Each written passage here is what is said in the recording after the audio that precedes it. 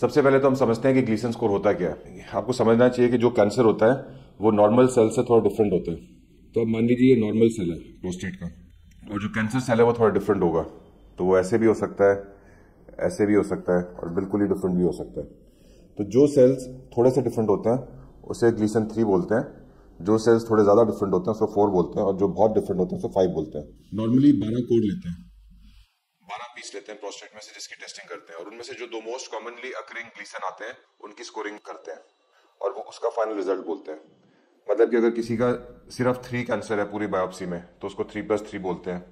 अगर किसी का 3 और 4 होएगा तो उसे 3+4 बोलेंगे। अगर 3 और 5 होएगा तो उसको 3+5 बोलते हैं। अगर सिर्फ 4 होएगा तो 4+4 बोलते हैं।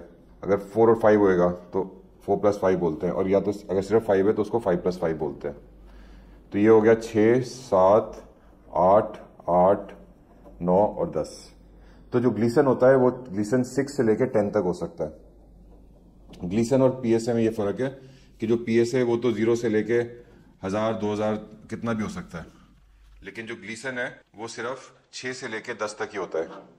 अगर किसी का कैंसर है वो ग्लीसन 6 हो सकता है या मैक्सिमम 10 तक हो सकता है। तो हमारे को पता चल गया है कि ग्लीसन स्कोर होता क्या है। अब इस ग्लीसन स्कोर का सिग्निफिकेंस क्या है?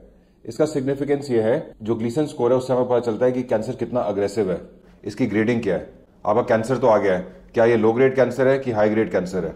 इसकी ग्रेडिंग डी एमिको क्लासिफिकेशन होती है। तो जो डी एमिको क्लासिफिकेशन है इसके अंदर पेशेंट का हम पीएसए कंसिडर करते हैं और ग्लीसन कंसिडर करते हैं, और कैंसर को लो रिस्क मानते हैं या इंटरमीडिएट रिस्क मानते हैं या हाई रिस्क मानते हैं। और ये रिस्क किस बेसिस पे होता है कि अगर किसी का लो रिस्क कैंसर है तो इसमें कम चांसेस हैं कि वो मेटास्टेटिक डिजीज हो, मतलब कैंसर फैल जाए। दूसरा, कम चांसेस हैं कि ये रिकरेंस होगी इस कैंसर की, एक बार ट्रीटमेंट हो गया तो वो फुल ट्रीटमेंट हो जाएगा।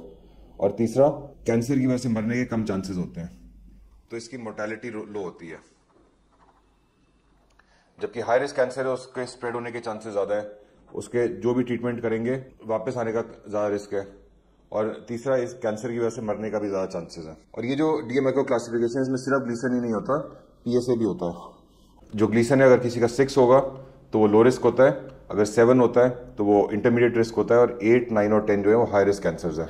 मतलब ये अग्रेसिव कैंसर होते हैं, इसकी वजह से कैंसर स्प्रेड कर सकता है, मेटास्टेसिस हो सकता है, जो भी आप ट्रीटमेंट कराओगे रिकरेंस ज्यादा हो सकती है, और तीसरा, इन कैंसर से आप मर भी सकते हो।